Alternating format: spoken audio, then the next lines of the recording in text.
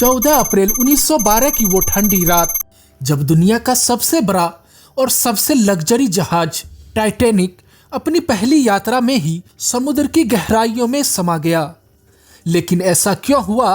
क्या यह सिर्फ आइसबर्ग से टकराने की वजह थी या इसके पीछे और भी कई बड़े बड़े कारण थे? आइए जानते हैं आज के इस वीडियो में। रीजन नंबर 1, तेज रफ्तार। सबसे पहला और अहम कारण था टाइटैनिक की तेज रफ्तार।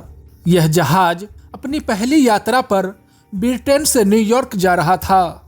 जहाज को टाइम से पहले पहुंचाने का प्रेशर था ताकि इसे दुनिया का सबसे तेज जहाज डिक्लेयर्ड किया जा सके। 14 अप्रैल की रात टाइटैनिक लगभग 41.5 किलोमीटर पर आवर की स्पीड से चल रहा था। यह स्पीड उस समय के हिसाब से काफी ज्यादा थी, खासकर जब समुद्र में आइसबर्ग का खतरा था। कई चेतावनियां मिलने के बाद भी जहाज की स्पीड को कम नहीं किया गया। इस जल्दबाजी का ही नतीजा था कि जहाज के पायलट को जहाज को आइसबर्ग से टकराने से बचाने का पर्याप्त समय नहीं मिल पाया। Reason number 2, collision with iceberg. रात के करीब 11:40 पर टाइटैनिक उत्तरी अटलांटिक महासागर में एक विशाल आइसबर्ग से टकरा गया। यह टक्कर जहाज के दाहिने हिस्से स्टारबोर्ड साइड पर हुई। हालांकि आइसबर्ग साफ साफ नजर आ रहा था, लेकिन जहाज की रफ्तार इतनी तेज थी कि जहाज को दूसरी दिशा में मोड़ने का टाइम ही नहीं मिल पाया।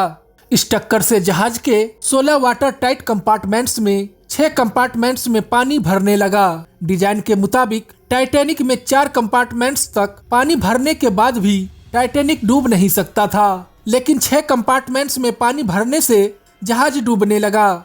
Reason number 3, design faults. Titanic का डिजाइन देखने में भले ही मॉडर्न था, लेकिन इसमें कई खामियां थी। वाटर टाइट कंपार्टमेंट्स को पूरी ऊंचाई तक बंद नहीं किया गया था।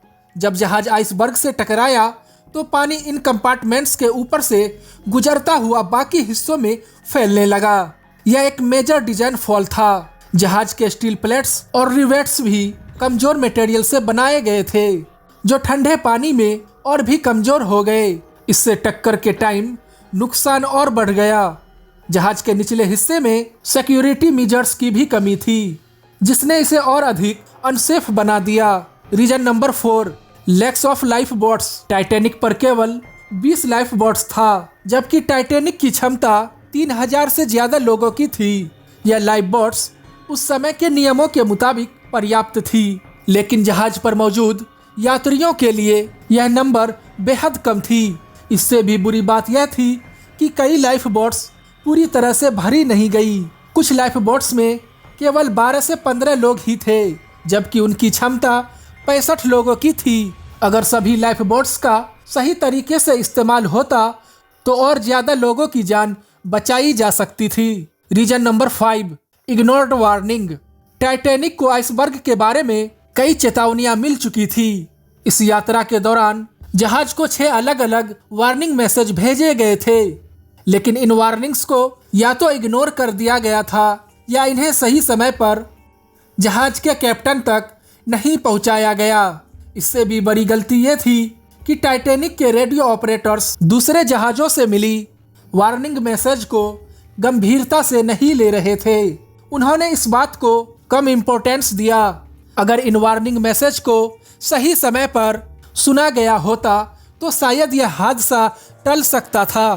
कंक्लूजन, टाइटैनिक का डूबना केवल एक हादसा नहीं था, बल्कि कई गलतियों और लापरवाहियों का नतीजा था।